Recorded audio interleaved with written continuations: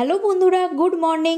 আমার ছাদ বাগানে কিভাবে পুরোপুরি জৈবভাবে আমি ব্রোকলি গাছ করেছি সেটাই আজকের ভিডিওতে তোমাদের সঙ্গে শেয়ার করব।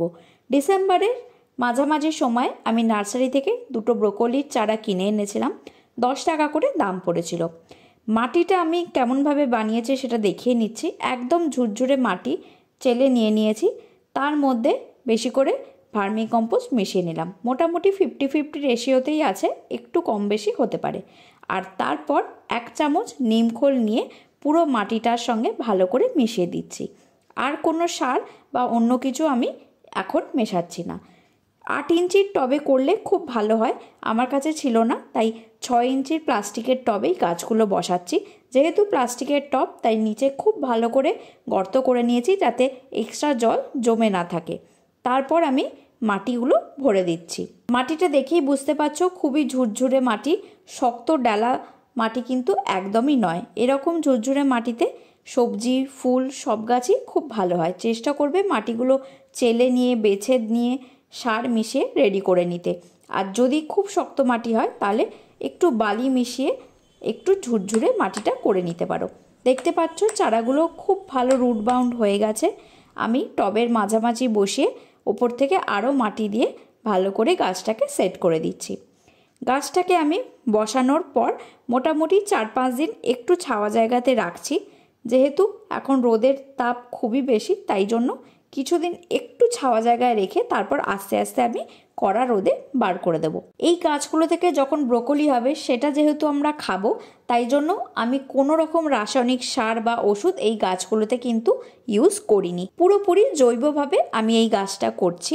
সার হিসেবে শুধুমাত্র মিক্স জৈব সার একবার দিয়েছিলাম, আর প্রত্যেক সপ্তাহে একবার করে খোল জল দিয়ে গেছি। তাতেই গাছটা ভালো হয়েছে। একটা প্লাস্টিকের বোতলের ছিপিতে সেফটি পিন দিয়ে ছোট ছোট গর্ত করে নেবে, তারপর সেই বোতল দিয়ে গাছে জল দেবে। খুবই সুবিধা হবে।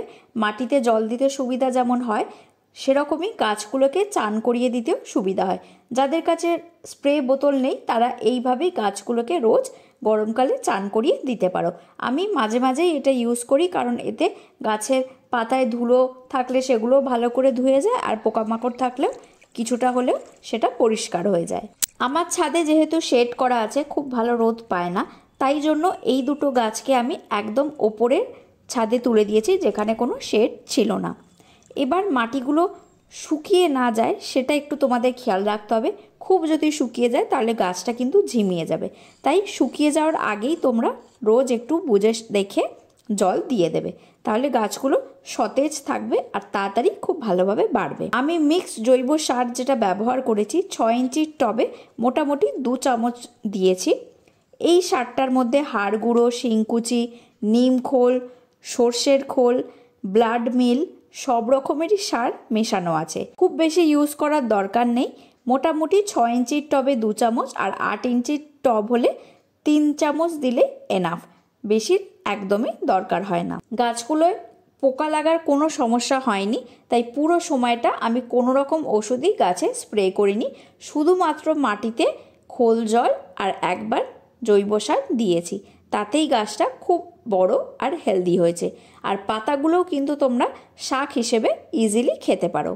এটা গাছ বসানোর 1 মাস পরের আপডেট। দেখতেই পাচ্ছ কত সতেজ আর সুন্দর গাছটা হয়েছে। যদি তোমাদের গাছে পোকার সমস্যা হয় তাহলে অবশ্যই অর্গানিক যে কোনো ওষুধ ইউজ করবে। আমি সাজেস্ট করব কাকা ইউজ করতে পারো। কাকা খুব ভালো কাজ করে যে কোনো পোকার ক্ষেত্রে। বিশেষ করে মাইটস হলে কাকা ভীষণ ভালোভাবে কাজ করে। তো যে কোনো পোকার ওষুধই যাতে অর্গানিক হয় সেটা একটু খেয়াল রেখো। এটা আরও 1 সপ্তাহ পরের আপডেট। বেশ বড়ই হয়েছে গাছটা। যতক্ষণ না দেখবে মুখের কাছটা মোটা হচ্ছে ততক্ষণ কিন্তু ব্রোকলি ধরবে না। আর মাটিটা পুরোপুরি শুকিয়ে যাওয়ার আগে প্রত্যেকবার তোমরা জল দিয়ে দেবে। এটা আরও 1 সপ্তাহ পরের আপডেট। দেখতেই পাচ্ছ খুব সুন্দর ছোট ছোট ব্রোকলি ধরতে শুরু করে দিয়েছে। যেহেতু এটা খুব ছোট জায়গায় আছে, খুব বেশি দিন সময় পাচ্ছে না, গরম পড়ে যাচ্ছে, তাই জন্য খুব বড় ব্রোকলি কিন্তু হবে না, ছোট ছোট হবে। কিন্তু একদম তোমরা নিজের বাড়িতে বানাতে পারবে। যদি গাছ বসাতেই হয় আমি সাজেস্ট করব নভেম্বরের শেষে বা ডিসেম্বরের শুরুতেই তোমরা বসিয়ে দেবে, তাহলে সময়ের মধ্যে গাছ থেকে তোমরা ভালো ফল পাবে।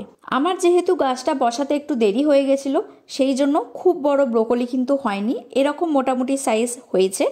আরও 2-3 দিন রেখে আমি গাছ থেকে এগুলো তুলে নেব। পরের বছর চেষ্টা করব আরও আগে গাছগুলো বসানোর।